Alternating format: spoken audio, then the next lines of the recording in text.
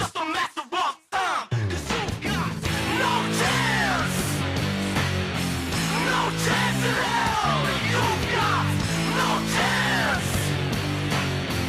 No chance in hell. You got no chance. No chance in hell. You got no chance. No chance in hell. And we welcome you to the final edition of the Vince McMahon Netflix special. Lee Versage, Zach McGibbon. This is Wrestling Zach for the final time. We will discuss Vince McMahon in part 6 of the 6-part Netflix special on the life of Vince McMahon. How are you?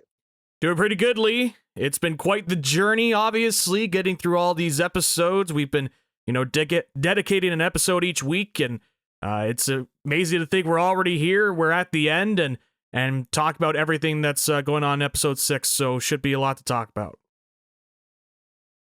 The Finish, the name of the episode, and I have to tell you, we were just kind of talking off the air. So when I watched episode 5, I have watched these episodes in the weeks that we have done the episode. So I've only watched one a week. And my thoughts are of watching the episode and then we do the podcast. So last week, I talked about this idea of who's a father figure. Seems like all of the other wrestlers feel like Vince McMahon was a father figure, but his own son, not so much. Well, in episode 6, that kind of fleshed itself out.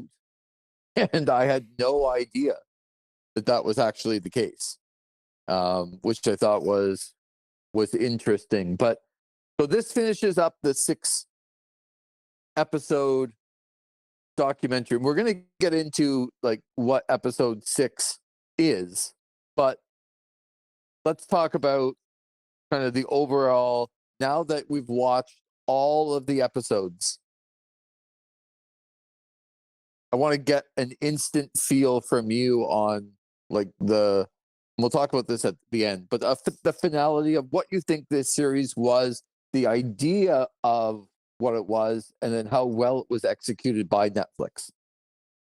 Yeah, I think in terms of this series, the way it kind of went and the way it was portrayed, it combined two things into one. It combined looking into the controversies of Vince McMahon throughout his life and kind of looking at what those controversies and how it kind of formed the person that we now know of today when it comes to Vince McMahon, while also being a timeline of the WWE and what happened in their history and going a little bit deeper than what WWE usually likes to talk about in their own documentaries. And from that standpoint, I think that was one of the things that's kind of been an issue with this series over the last 6 episodes, because it didn't really know what it wanted to be. It didn't know if it wanted to be this documentary that really dug deep into Vince McMahon and all the controversies, for lack of a better term, that looked over this man over his multiple decades in the wrestling business, or if it simply wanted to be kind of the unauthorized documentary of WWE, where it looks at the timeline of everything WWE, including, talking about the different eras and different stars that were at the top of the mantle. So it's one of those things where I don't even think it knew what it wanted to be at points, and it led to some times where stuff that they could have dug deeper on, they didn't dig deeper on, and there were other topics that I felt they focused too deep on that weren't relevant in the case of when we're analyzing the character of Vince McMahon. So I found it to be a mixed bag at points. Do you attribute that to the scandals that came out mid-documentary, or do you like how much they had to change what they were doing in the middle of making the documentary when everything came out in 2022? I do think that played a factor. I am sympathetic to that production team because we've heard that they had all this stuff sort of organized and ready to go, and then the scandals hit, and obviously they couldn't present it in a way that they initially wanted to, because otherwise it would have just looked odd based on what it sounds like the final cut was going to be. So I am sympathetic in that sense, where they did have to change things around, and they did have to go a different approach when it comes to how this documentary series was going to be approached. At the same token, though, I think the way that this initial documentary was looking also made me think maybe they were just kind of taking the wrong approach to begin with. Based on the clips that were used, based on some of the topics that were chosen, and some of the stuff that was kept into this version of the final cut. I think it's a little bit of both. I think the original vision of this was something that I personally didn't think they should go down when it comes to analyzing the character. And then other aspects too, where the scandal surely did do a factor in terms of how they wanted it edited and how they wanted it portrayed on Netflix. So episode 6 begins with Vince McMahon being asked and talking about his two different brains, computers in his head, working against him at all times. I thought this was one of the biggest I don't know if it's ego, it's selfishness. Him talking about the different computers in his brains, and one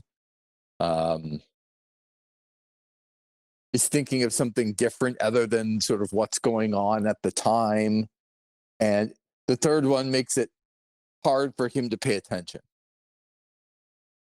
I'm watching this going, isn't this everybody in life?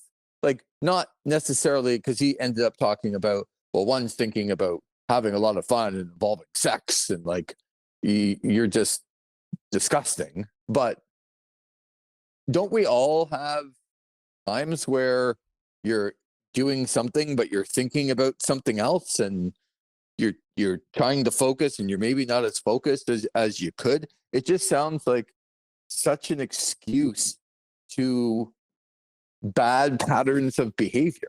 Yeah. So already you're starting off with, it's not that he said it,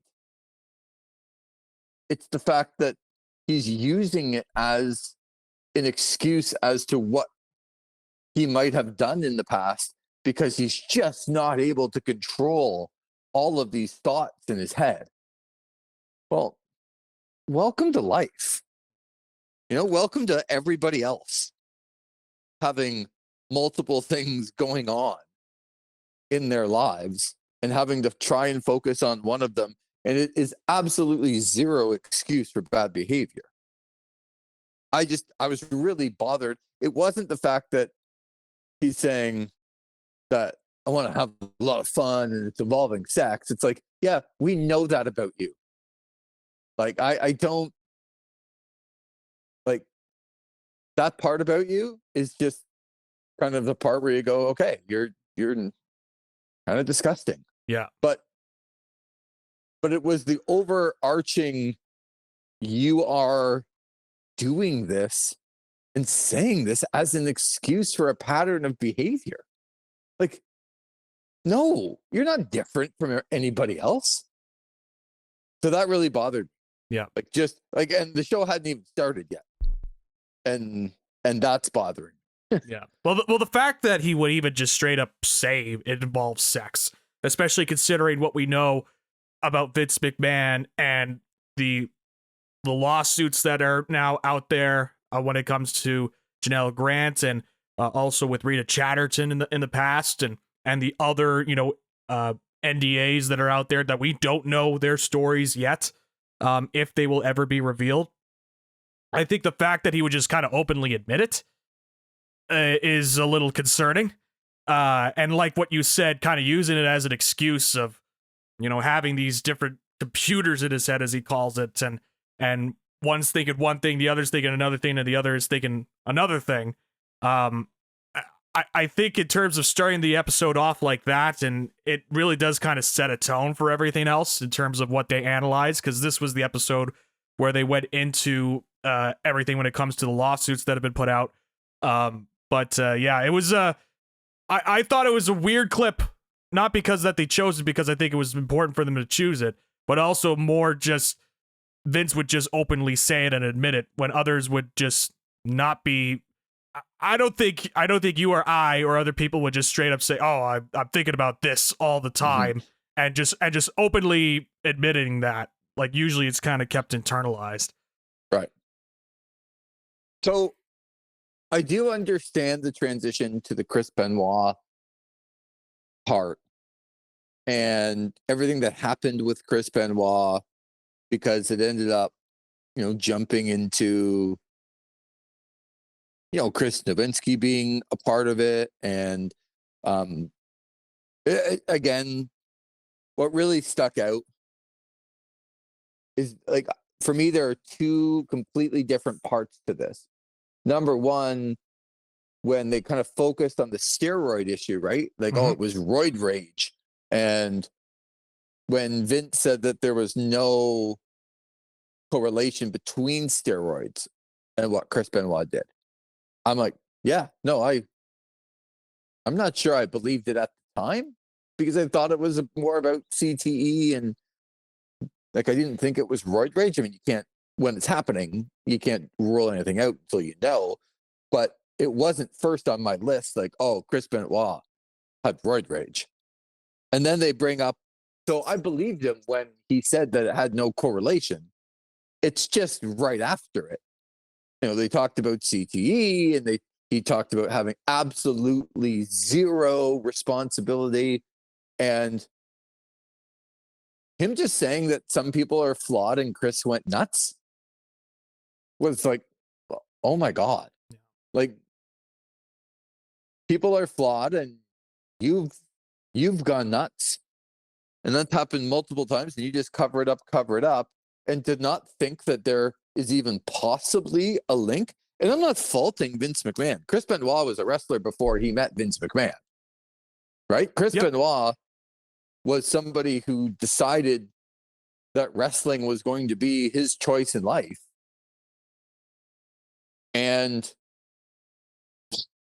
look, I'm not Chris Nowinski and don't have the brain scans in front of me, and can analyze it like a doctor, but I don't think you have to be a doctor to go, that guy's probably had more head trauma than most people that you would know. Yeah. Because even in the world of professional wrestling, where there's a ton of head trauma, and then for them to say, like, it actually bothered me a lot, Zach, for them to say, well, I don't think it had anything to do with no responsibility. We protect ourselves. We're professionals. And they're showing the bear. But we did change the bear headshots with the chair. We did change that.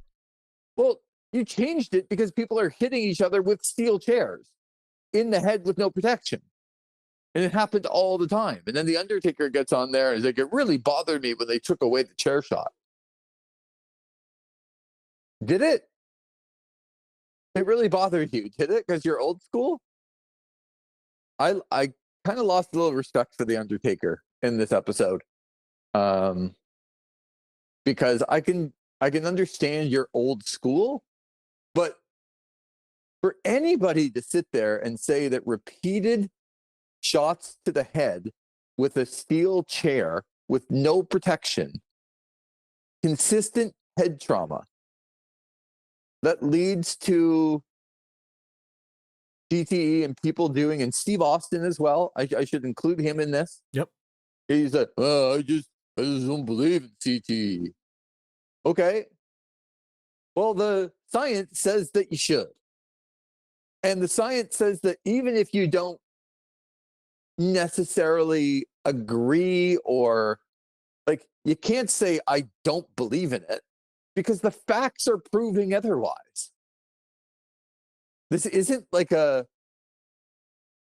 don't know, it's not like a you believe it or you don't believe it, because it's not a theory. Yeah. It's not a theory at all. You're right. It's not like up in the air.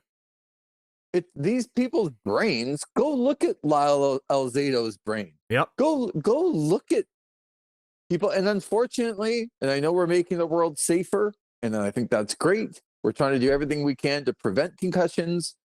And we've come so far due to people like Chris Nowinski and others that have really, gone a long way in this.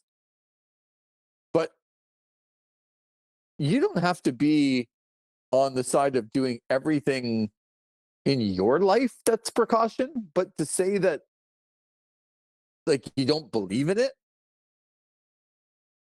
I think, Zach, we're going to come in a lot of different sports, in more wrestlers and more football. We're going to see what people's brains are like in the next 20 and 30 years. And I don't think it's going to go in a very good direction when it comes to physical contact sports. Yeah. I think we're doing things now to make things safer for when, the 20 and 30 and 40-year-old now becomes 60 and 70 and 80. I think we're going to, in 50 years, it's going to be better. But not in the next 10 years, 20 years, because those people were not protected. And I just don't, you got people sitting up there talking about, from Vince McMahon to The Undertaker to Steve Austin, saying that they don't believe in it. And I was mad when they took away the chair shot to the head without protection. Well, the world has survived, Mark, without, when people get their hands up to protect so the chair isn't hitting them flush on the head. We've survived in the wrestling business. This is a difficult part for me. I know it didn't have as much to do with Vince McMahon as it does the CTE issue, which you're kind of talking about it getting away from Vince McMahon, but Vince McMahon not having any responsibility in what these people do. No, I'm not faulting him for Chris Benoit. I am faulting him for running a company that it's like Gary Bettman and, never acknowledging, won't give anybody any credit. He'll just keep denying it, but then keep making changes because he knows it's true. Well, Vince McMahon, I think, kind of did the same thing, but this out and out, like I don't want to be a part of the solution, really bothers me. And Vince was the head of it because it was his company. Yeah, especially the way that whole segment kind of played out. It was weird because they obviously brought on Chris Nowinski on this episode, talked about CTE, they talked about the Benoit stuff, as you mentioned, and, we could do a whole episode on the Chris Benoit tragedy and what happened there. I obviously believe that not only was it CTE, but I think it was a multitude of factors, but CTE was certainly the primary factor when it came to that. You look at the scans that they talked about with Chris Benoit's brain, and I'll always remember it. They always talk about with Chris Benoit's brain, the condition that his brain was in was similar to an 85-year-old with Alzheimer's disease, was just the state of his brain. And so as we learn more about concussions and CTE, as you mentioned, we're not only just learning about it here in wrestling, but also in other sports. I mean, we're going through it right now with Tua Tagovailoa and the multiple concussions that he's gone through, and the debate and the talk about, concussion protocols in physical sports like football and hockey. I thought it was weird, like what you touched on, like all these wrestlers, how they embraced, in a way, the research that Nowinski was doing, but also in this episode kind of were pushing back against it, saying, oh, this is not real science, like this is just a guy trying to make a something out of nothing. And like what you said with, Undertaker talking about how, he was upset that the chair shot to the head was taken away. It's like, well, if you look back at Undertaker's career and you see some of the headshots to the head, chair shots to the head that he's delivered to other wrestlers, I could think of Chris Kanyon off the top of my head, Mr. Kennedy as well, JBL, all these wrestlers. Like, I think in terms of aging well, those chair shots haven't aged well. And you look back, even if you're somebody that does go back and watch Chris Benoit matches, and I know there are some that don't, and I totally respect that, but if you go back and watch some of those Benoit matches and you just see the shots that he took to his head throughout his career, not just, as you mentioned, WWE, but even before then when he was wrestling for WCW and New Japan and ECW. It just, unfortunately, a lot of the signs were there. And I was very disappointed, especially in Steve Austin's response about how he's just not a CTE guy. He doesn't believe in it. In my mind, that's just something you just can't you can't say I don't believe in it. Like, it's not a theory, like I mentioned before. This is hard-nosed evidence, science, and that's being continuing to be built upon to this day. The more and more we learn about CTE, the more we learn about concussions, this is just something that you just can't say I don't believe in it. And so all of this was kind of interesting because it was both like, oh yeah, we embrace this into our company, but also we don't really fully believe in this. It came off to me like, okay, we're just going to embrace this because this is going to be a nice PR move for us. And we could tell, media folks that, hey, we are taking this issue seriously. But what we actually believe in when it comes to concussions is not in line with what Nowinski kind of outlines in terms of his research into CTE. So this kind of took up a bit of the episode in terms of the discussion around concussions and also, wrestlers dying. They showed that HBO Real Sports interview where McMahon, knocked the papers out of the guy's hand. And yeah, and I want to stop there because I do want to talk about Armin Katayan. Yep. Who, Armin Katayan is not just another journalist, just like when Vince McMahon did it to Bob Costas. Mm-hmm. Like Armin Katayan with HBO Sports and before that with CBS, like this is a big time guy. This is not just Joe Henry. Pardon the pun. There you go. Interviewing Vince McMahon and Vince McMahon getting mad. And this was again another example of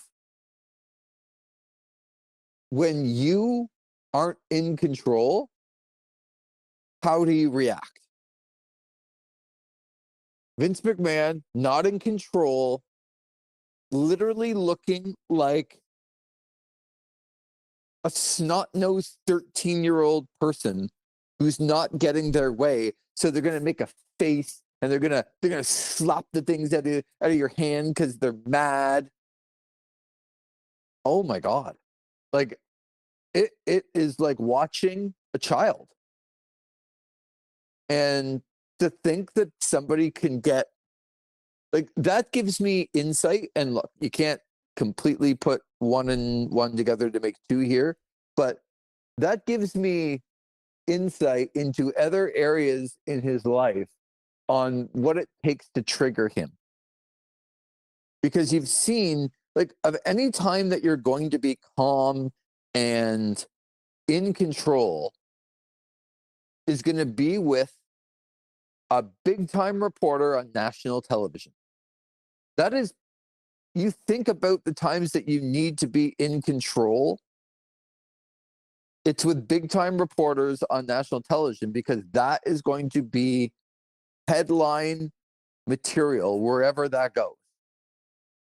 And to be so irritated so easily and to act like a child and your anger is coming out because you're not in control in those type instances, Zach tells me, and this is an opinion, but it tells me that in other scenarios where you think you're in control, where there's no cameras and the people aren't like at your level or above you, you think you dominate and control everything.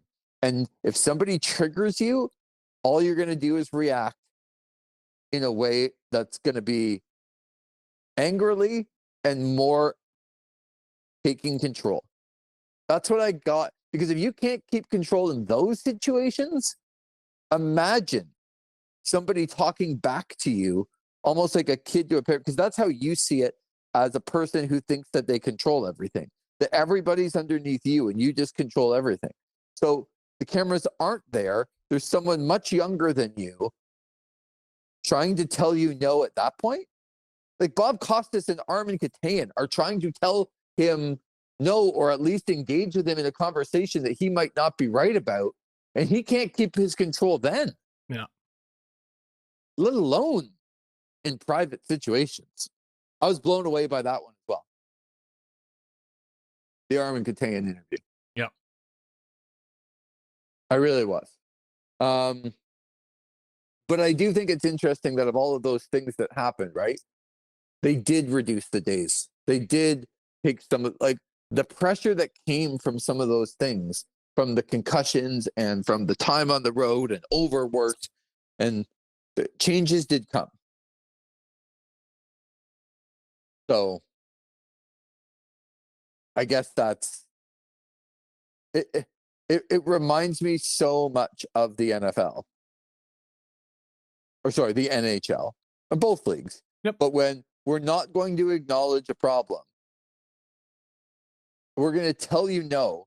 But then in the future, we'll make these little minor adjustments as it goes along. But don't worry, that's got nothing to do with the pressure and what you said about facts beforehand. Like doctors and scientists, and no, it's got nothing to do with the facts that you presented. We're just going to make these changes anyway. Right? Like, come on. How stupid. Yeah. So then quickly after that, right, it moved on to the streak. I want to ask you something. Do you believe that Vince McMahon changed his mind about the Undertaker's streak on the day of WrestleMania 30? I don't. I don't really. I that time, so that was when I was just starting to get into the sheets when it comes to reading backstage stuff. Yeah. And the sense I gathered was at that time Brock was just not being pushed the way he should have been pushed when he returned to WWE. And this was an opportunity for them to kind of get him back on track. And what better way to get him back on track than to have him beat Undertaker and beat the streak, especially for a guy that Taker respects in Brock Lesnar. I think that was... I don't think Vince changed his mind the day of. Now, it is I could understand why people would believe it, because we know with Vince, especially years after that, how, you know, they would have show formats put together for that day. And then, you know, Vince would come in and he would throw everything up and say, hey, we're not going to run with this. So I could see that. But something about this just doesn't feel like that's true to me. Okay, sorry to cut you off, but you're right. They made changes, last minute changes all the time. Let's not confuse that with the biggest kind of part of WrestleMania, which was the streak of The Undertaker. So in your biggest show of the year, the biggest moment, or at least in your top two moments, so like everybody came to WrestleMania to see the streak. This isn't Monday Night Raw and you don't like something and it's 6 o'clock and you know what? Screw that. We're gonna redo it. This is WrestleMania and the Undertaker's streak. I just don't believe it for a second. Yeah. I did get a kick out of Vince saying, because they try to tie it in from the previous concussion discussion, where Taker was saying he was concussed 5 minutes in the match, and Vince was saying, well, he might have had a concussion, but it also might have just been traumatic for him. It's like, oh my God. Yeah. He can't remember the match because it was traumatic that he got told that he was going to lose. Yeah. Oh, I'm sorry. Wrestlers get told they're going to lose every day. Every match that goes out there, for the most part, there's a winner and there's a loser. Yeah. And I understand he hadn't lost at WrestleMania. But we're supposed to believe someone that comes on and says he was so overcome with trauma and emotion and all this because he was going to lose that he blacked out and doesn't remember in the biggest moment of one of his, at that point of his career, losing the streak and losing at WrestleMania. No, I'm pretty sure I'd remember that forever. You talk to coaches, you talk to players, and you're like, oh man, you won the Stanley Cup 3 times. You're like, yep. But you know what? I certainly remember the time we lost it. That's what they say, right? The losses hurt way more than the wins. I don't think when I watched The Undertaker get dropped on his head from Brock Lesnar in the middle of that match, and he looks like he's concussed, I'm pretty sure when he didn't look concussed before that point, and from that point on, he looked like a deer in headlights.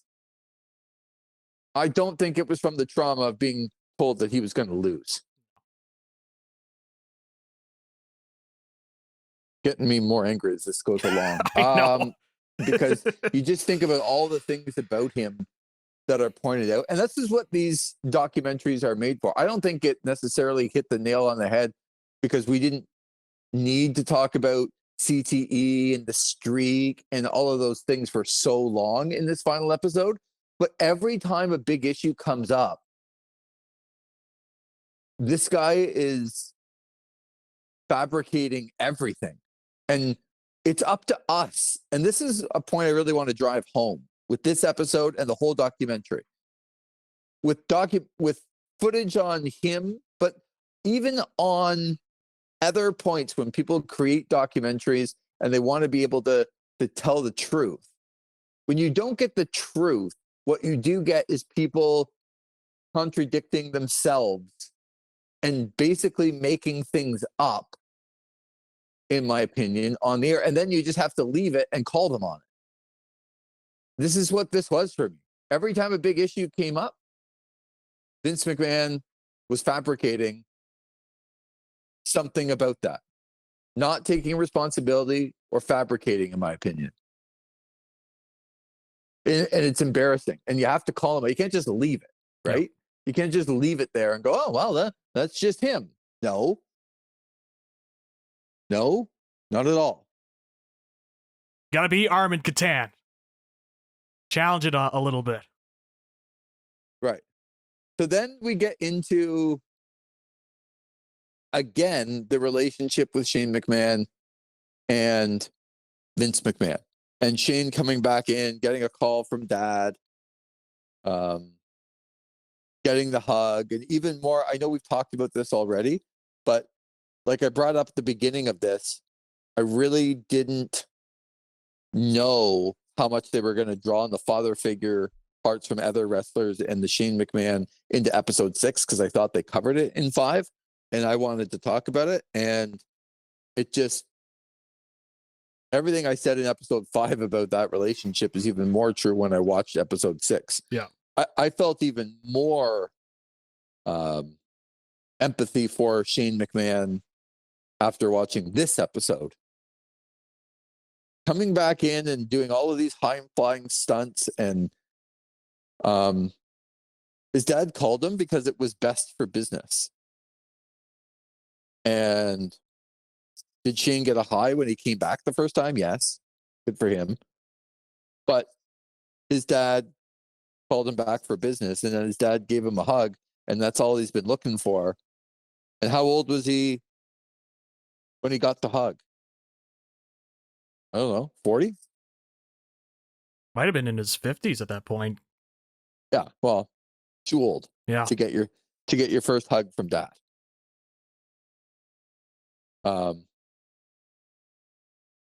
Just I get so tired of people that live their lives with a way that they were brought up, because it happened to them, it's got to happen to others. And look, there's a point in life where people learn, and sometimes you do have to go through things as a young person to be able to learn on the other side. And some things that, you just because you haven't experienced it yet, sometimes you have to. Sometimes you have to go through those things.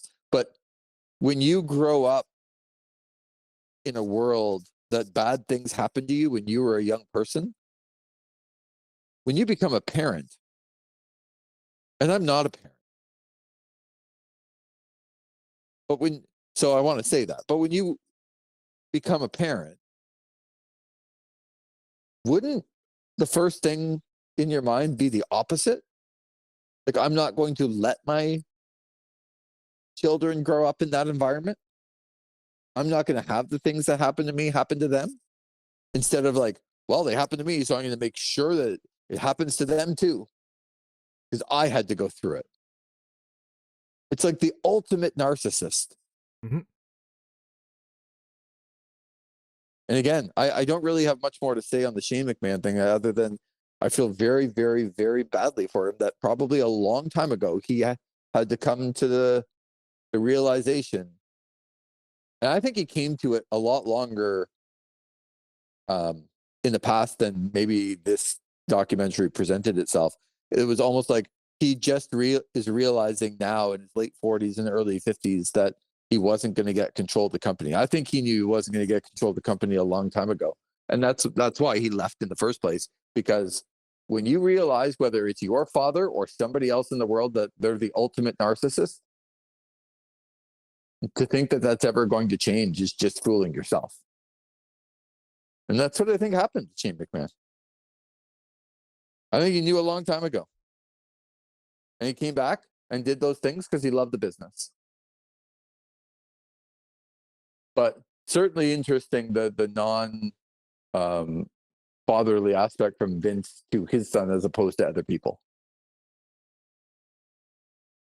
Which I know we covered in episode 5, Zach, but I think it bears talking about again here in 6. Yeah. Yeah, and going more in depth on it as well. Just kind of talking about making that connection that you were able to make in the previous episode there as well. So yeah, not too much I can add to that when it comes to looking at it. So I think you got that well covered there. And then they get into what happened. Before that, they did talk about AEW briefly. They did have some AEW footage in the doc. Yep. Talking about Cody Rhodes being there to help build it and then left for WWE, and that was it. When it came to the AEW talk about how that was kind of the alternative, and they also kind of bounced around a little bit on some of the other timeline stuff of what happened to WWE. But then, as you mentioned, they got into the allegations that came out initially back in June 2022. I think who also came across really poorly to me. There's one thing about loyalty, and then there's another thing about being loyal beyond any of the facts that are presented. And I wish people would just come out and say that they're loyal to a person because what they've done for them has superseded all of the other things. So Bruce Pritchard gets on and starts talking about and look, do I believe him when Vince McMahon did everything for his wife when his wife had cancer and is still alive to this day, probably because of Vince, and he feels a loyalty? Yeah. You know what? If somebody looked after my wife and she was still alive today in the spot of Bruce Pritchard because of somebody else, I'd probably be pretty loyal to those people. Yep. Right? Like I don't begrudge him for being loyal, even if Vince McMahon has done some terrible things. If somebody has really done a lot to basically help save your life or somebody that might be more important to you than even your own life, I get the loyalty. I understand how that might supersede everything else, but then just come out and say it. What I absolutely hate is what Bruce Pritchard gets up there and basically says that anyone who thinks they know, they don't know. Dave Meltzer, Shoemaker, and all these people saying all these things, they have no idea what the real story is.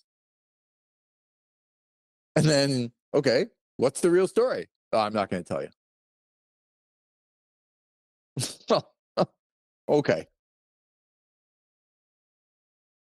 It's the fighting back part.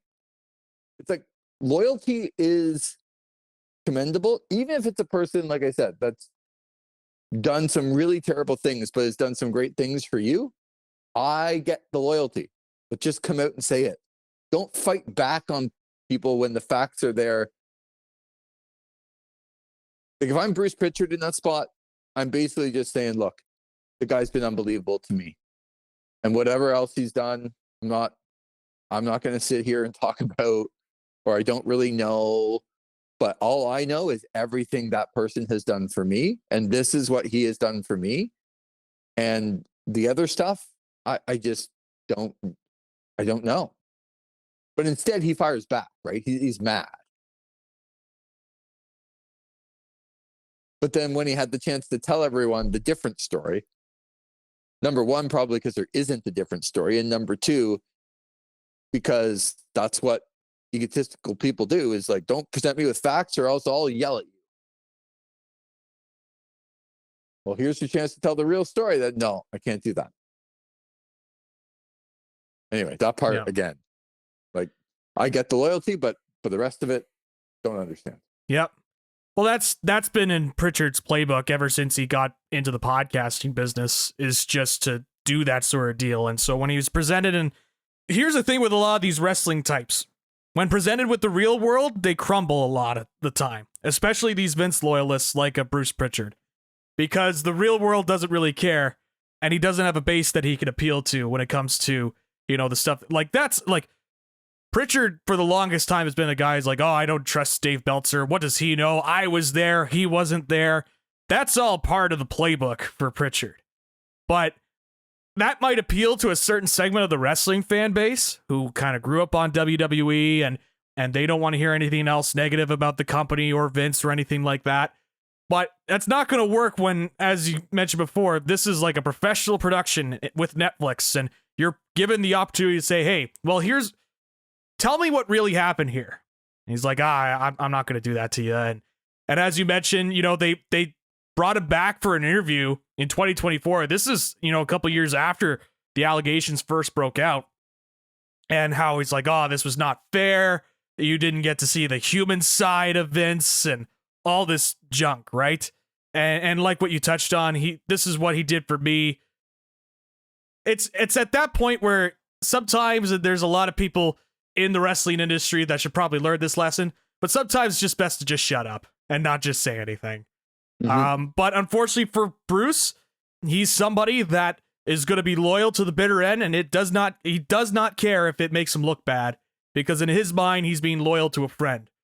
And so on one aspect, it's like, man, I wish I had a friend like him to be that close, even at my worst. But at the other end, it's like, man, you got to recognize the situation that's being presented with you here and get into reality a little bit and understand what's being looked at. And like you mentioned, some of the facts that have been pointed out when it comes to Vince McMahon, and just take a different approach. But this has been part of Pritchard's playbook for the longest time. Whenever he's done shoot interviews or has done the podcast or anything like that, it's always been, no, Vince is great. I was there. You weren't. Dave Meltzer doesn't know anything. Dave Shoemaker doesn't know anything. That's just been part of his playbook for the longest time. So I do want to get to the end part when the question is asked back in 2022, by the way, what Vince McMahon's legacy will be. Didn't you find it interesting that some of the people that you would consider, like 3 of the people that were asked, maybe it could be more, but at least 3, in Undertaker, John Cena, and Trish Stratus, who all said that he was at some point a fatherly figure in their lives. All of those people have said that numerous times, including on the documentary. Couldn't answer the question because they knew what might be coming, or at least what he's done in his past. And if it ever came out, they didn't, to me, this is how it came across. They knew all of the bad stuff, so they're not going to go on record and say that he's the greatest, because they know some of the things already back in 22. and they know probably his history and have known all of the stories. But like his closest people called him a fatherly figure, couldn't answer the question of what his legacy would be. What do you think about that? Yeah, I thought that was interesting too. I also kind of took away from that yeah, people know about this stuff when it comes to his past and what he's done, and even at that time, so it wasn't too shocking to me that they're like, especially guys like a John Cena who are in Hollywood and they got to maintain a certain PR, a certain public perception, that if he goes on record to say, hey, I think Vince McMahon is a great guy, he's one of the best people I know, he is that father figure to me, that then it would come back to bite him in the future. So they were very selective with their words. Honestly, and this is kind of the thing throughout the documentary that I am shocked to say right now, but in terms of the wrestlers that kind of gave some interesting insight and was not afraid to be blunt, was Tony Atlas of all people. And I thought Tony Atlas kind of put it best, where he, for what we say about him, and it is very much true, he is also arguably the greatest promoter of all time, and that's what he said there. And through hook and by crook, when it comes to Vince, he does have that to his name. But how he got there, obviously, is one that's left to be looked at when it comes to his past controversies, how he's handled certain events in his life. And so, really, the only wrestler that kind of brought a straightforward answer was Tony Atlas. And then, of course, they had Meltzer on as well to kind of analyze how he views Vince, obviously, as somebody that's been covering him since really his rise in the WWE, buying the company from his father. So, yeah, that was interesting, and I think what was not said a lot, if that makes any sense. So, yeah, I thought that was interesting there too. Yeah, well, that's put perfectly. All the people that were very close to him, it was what they didn't say. Yeah. Because they know. And everyone knows. And I do think it's a fault of Netflix that you're selecting people. Like, this is where I thought Netflix dropped the ball with this documentary. When you bring people on to give some insight or to give some balance, all of the people that they brought on to ask that question, or what they filmed, or what they edited, or what they released, basically are all like, even Tony Atlas, he didn't throw him under the bus. He just said something that, yeah, look past all the crap, but this is also true. Mm-hmm. He probably is the greatest promoter of all time. But all of those people didn't even know what to say, so they basically didn't say anything. Why are there not people on there talking about what the legacy really is going to be? And what it's going to be is, you're not going to be able to look at the good before you see all of the bad and all of the victims and all of the people that were hurt. And it just, I guess it's hard because it's self-preservation. And when you look at between The Undertaker and Austin and Cena and Trish Stratus and like all of these people, it's hard for me to get self-preservation out of my mind. John Cena didn't answer. Self-preservation for his own career. Same with The Undertaker. Doesn't want to throw a friend under the bus, and self-preservation on his part. If you're going to get that as the producers, you got to have the other side as well. Which I didn't think they did a fantastic job on. No. Because everybody, and that's sort of life, everyone's sort of out for their own self-preservation. And you're right, though. Tony Atlas at least said something interesting because if you do look past all the crap, Vince McMahon, probably the greatest promoter for a long period of time. I mean, you could probably put Don King in the argument at some point for what he did, but it was a shorter amount of time. Don King actually did that. But yeah, I mean, Vince McMahon, Dana White, Don King, when it comes to promotion, be very tough to argue. Yep. Especially in North America. Yeah. Because I would, the only other person promoter wise that I could think of that could be considered as in that great promoter category in wrestling would be Shohei Baba in Japan. Yep. But otherwise it's pretty much Vince, because as you mentioned, the longevity and all that. And this could be a topic for another day, but I don't buy into the creative genius aspect that some say he is. I don't think he was a creative mastermind. And I think history has shown for the guys that he was able to get over, there are even more that he was not able to get over that got over in other companies. So I push back on the creative genius label. Yeah, and plus throw in, and as you've done throughout the 6 episodes of this documentary, throw in the WBF and throw in the XFL and throw in a whole bunch of bad business ventures, from the restaurants to, we're going to have shotgun Saturday night in the restaurant. And we're just like so many bad ideas. Mm-hmm.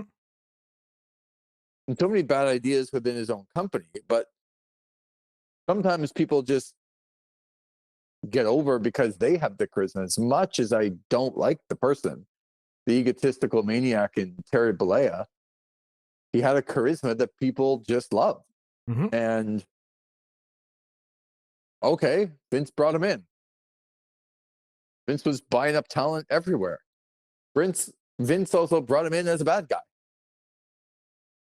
in the late 70s. And then let him go. And then brought him back. So, like, is he really that much of a genius? Yeah. Anyway, he should be applauded for his creative and risk taking, and the risk taking of WrestleMania 1 and the risk taking of WrestleMania 3 and different things that were accomplished along the way. But the greatest promoter in the history, the most creative guy? No, I agree with you. I think there's a lot of failures along the way that are overlooked because of one success. Yep, absolutely. And other things I wanted to touch on quickly on this documentary, in terms of episode 6, when they were going over the allegations, and it kind of goes back to the central theme I have with this, where it's like missed opportunities to really break down and look at stuff. One of the things that I thought was interesting, and I had completely forgotten about this, but they brought up the stuff with Ashley Massaro on the tour in Kuwait, where it's claimed that she was raped by a man posing as a military doctor around that time. And there was also talk about how Massaro's attorney releasing a statement about how Vince McMahon wanted to have sex with Massaro, and she rejected the advances. And then we see a skit that was on TV later about Vince mocking her about crying about something. I forget what the story was, but it was mocking her and then throwing a coffee at her during one of the television shows. Yeah. And another element of that is they talk about the tanning salon incident that Vince was in and how he was accused of rape in that instance. And then on TV afterwards, a couple weeks afterwards, they show a storyline of not Ashley Massaro, Mickie James. She was in a storyline with her storyline boyfriend, and then she essentially calls rape during the storyline, saying that she was being assaulted and trying to fake it.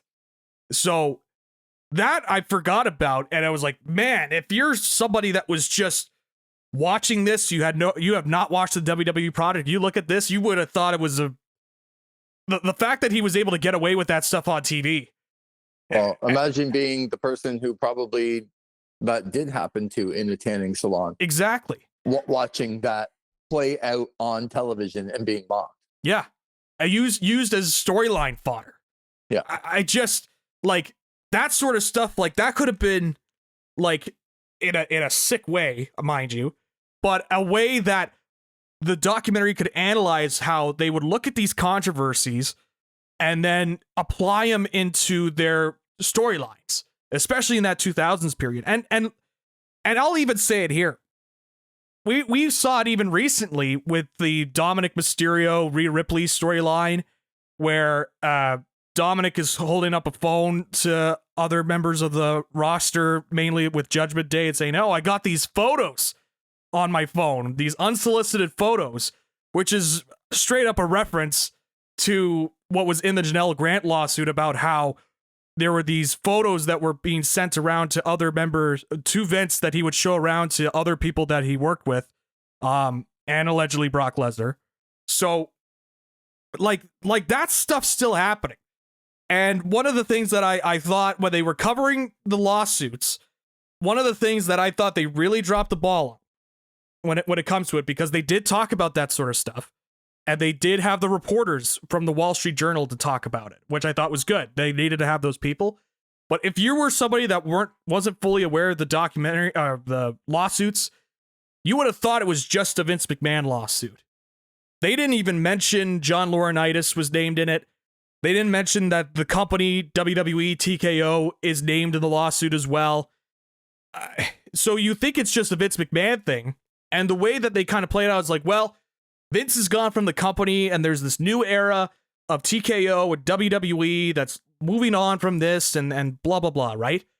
But in the same documentary, they show, we talked about earlier, Bruce Pritchard defending Vince and saying, "Oh, I thought this was a bad documentary," and blah, blah, blah. And that guy's still in the company. That guy's still in the company. Michael P.S. Hayes is still in the company. Guys that were close to Vince, that I would argue are Vince loyalists, are still in that company. Vince's son-in-law, Paul Levesque, is still in the company. You know, and stuff named the lawsuit in terms of executives. A couple of them are gone, but Nick Khan is still there. So the way that they portrayed it, the way that they put the angle on this was that, okay, all this stuff happened to Vince while he was in charge, but he's gone now, and we've got this new company that's being moved forward, and they're trying to put a new light on this. And I just felt like that was a supreme dropping of the ball, because there is more to this than just, oh, this is Vince McMahon. This is the culture that Vince has kind of perpetrated in WWE, and those guys that are close with Vince are still in that company. So I thought they really dropped the ball when it comes to covering that end of the lawsuit. To close this up, the Vince McMahon documentary series on Netflix, it was hard for me to watch Bruce Pritchard say that it basically was a hit job trying to make Vince McMahon look bad. As a person who has followed the career of Vince McMahon, have read everything that are facts about what has happened and watched him work along the way, and then tried to put myself in a spot where I didn't know anything about Vince McMahon, and I tried to get an idea of what kind of person he was through this 6-part documentary, I personally don't think it was hard enough. So for Bruce Pritchard to say it was only a hit job, only a negative, that's a hard thing for me to believe as a viewer, because I thought there were more questions that needed to be answered. I thought they only scratched the surface on some of the things that really matter when it comes to Vince McMahon. So that was hard for me to watch, him saying that he was only a hit job. So in some final thoughts from you, what do you take overall from this? Was it balanced? Was it not hard enough? Was it too hard? I definitely wasn't a hit piece, I can tell you that. At no point was I watching this and thinking, man, this is a hit piece on Vince McMahon. At points, I really thought they didn't go hard enough on stuff. I really thought that they kind of looked at things from a surface level, and there's a lot that you can look at and dive deeper into and analyze further that I really think they missed the ball on. And there were other topics that I thought focused too much on, that it became at points a timeline of WWE documentary as opposed to a Vince McMahon documentary. And like I said, in previous episodes, there are times where the history of WWE and Vince McMahon are interlinked with each other. So I understand from that aspect why they would go there. But then there were other elements where they were looking at stuff that I was thinking, man, we don't need to be talking about this. Like, we don't need to be talking about, the curtain call at MSG. Like, that did not need to be dived into. I didn't even think they really needed to talk about the streak ending. I know they tried to tie it in with concussions, but I didn't think it was strong enough to warrant that. So I came away with it thinking, man, when you're watching it, it's like, oh, it is balanced per se in terms of they looked at stuff, they analyzed stuff, but man, like in terms of the stuff that this guy has done in his past, I'm not going to answer this question. I will leave it up to the listener. When you look at the stuff that's happened with Vince McMahon in the past, and you think of all the things that he's been alleged to do, from Janel Grant to the Owen Hart stuff, to Rita Chatterton, to all the stuff with steroids, to the stuff with Snuka, to the Ring Boys, all of this stuff that's in his repertoire, that I haven't even, gone into other topics that's happened when it comes to Vince. Is this a man that deserves fairness? Is my question to the listeners. When you look at all the stuff that he's done over the past 40, 50 years that he has run pro wrestling, essentially, when it comes to WWE, and all the things that, frankly, he's been able to get away with when it comes to the allegations, and the way that it was kind of portrayed, does the man deserve fairness when it comes to how he's been portrayed, considering how we talked about how the victims have been treated, and the people that, have alleged stuff against them, how they've been portrayed, how they have not really gotten the fairness that they have deserved over the last couple of decades. So that is only my question to you and to the listeners, because I will not answer that. I want to keep that as a thought, considering all that Vince has faced, has been alleged to have taken part in, and all that. That, sure, you can look at it from an angle of, well, they were able to get everything and get a whole bunch of different sides, but considering all that we've gotten and the lack of coverage on him, does he deserve that? And so, all that to say, I was disappointed in points with the documentary because of the topics that they covered and which topics they decided to cover. I'm glad that there are stuff that was talked about that's now in a mainstream light, and that gives at least an avenue for people to dive deeper into some of the other tragedies and controversies in the life of Vince McMahon. But man, I really did think there were some drop balls here in terms of what they could cover and what they could do with this Vince McMahon documentary. Ultimately, I wish Netflix, if they wanted to, decided to do a documentary on the history of the WWE and then a separate history on Vince McMahon. And I feel like they combined the two, and it gave us some of each, but not enough of either. And that's kind of my feeling at the end of this.